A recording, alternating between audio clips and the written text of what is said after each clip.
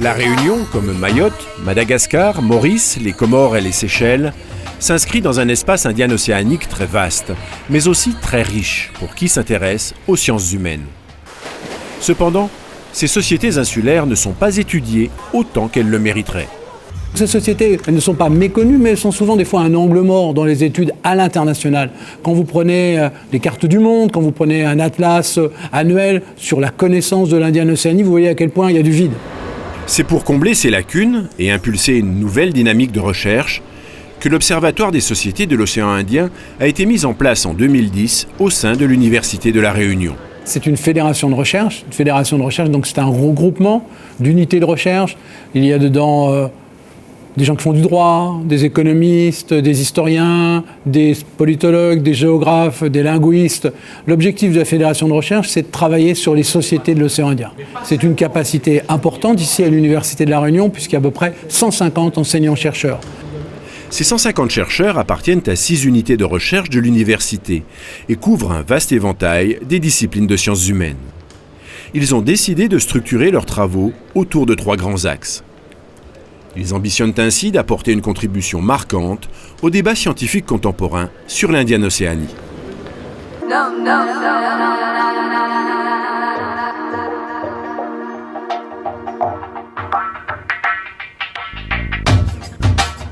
D'un point de vue méthodologique, cette fédération est une opportunité pour les chercheurs.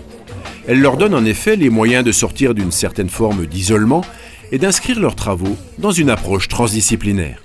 En tant que laboratoire insulaire, très éloigné des centres de réflexion européens et internationaux, on a effectivement tendance ici à avoir chacun finalement sa tête d'épingle, chacun travaille sur son sujet particulier et il n'y a pas forcément de lien entre les différents chercheurs, donc il n'y a pas forcément de synergie. Le propre de la recherche, c'est aussi à la fois une démarche très individuelle, une réflexion personnelle, mais c'est aussi de partager son savoir, le confronter et comparer. Donc de là, l'OSWA en fait nous encourage dans ce sens-là d'aller dans le sens d'une ouverture vers l'autre. C'est en ceci qu'on peut dire que cette fédération est une valeur ajoutée. Parce que maintenant, à l'extérieur, les chercheurs pensent fédération, donc ça veut dire masse critique, ça veut dire davantage de chercheurs, ça veut dire également que nous avons là vraiment des champs de compétences qui croisent et qui fécondent en quelque sorte cette recherche, ce que nous n'avions pas dans nos laboratoires traditionnels. Définir les orientations. Au-delà de la stimulation intellectuelle qu'il favorise, le concept de fédération a un autre intérêt très concret, celui-là. En s'inscrivant en droite ligne dans les préconisations des pouvoirs publics, l'Observatoire des sociétés de l'océan Indien accède à un niveau de financement impossible à atteindre autrement.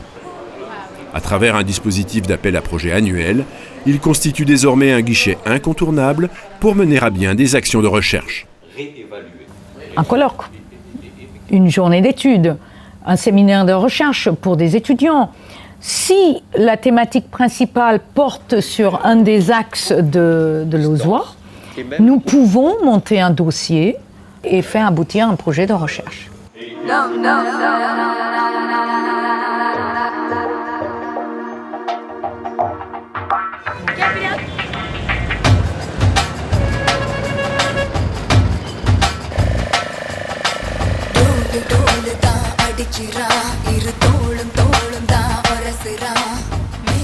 Lorsqu'on travaille sur un champ aussi ouvert que peuvent l'être l'océan Indien et ses sociétés, une mise en réseau international est une évidence. L'OSWA encourage donc toutes les formes de collaboration possibles avec les chercheurs des îles voisines et bien au-delà. C'est primordial de pouvoir se confronter aux autres. C'est une manière, disons, d'aller sur le terrain ou de faire venir sur notre terrain les acteurs de ces pays de l'océan Indien. Et on s'enrichit forcément. C'est fondamental. On ne peut pas concevoir étudier les sociétés de l'océan Indien sans les sociétés de l'océan Indien, précisément. Donc l'idée de la structure, c'est aussi d'associer les chercheurs venant d'autres pays appartenant à la zone.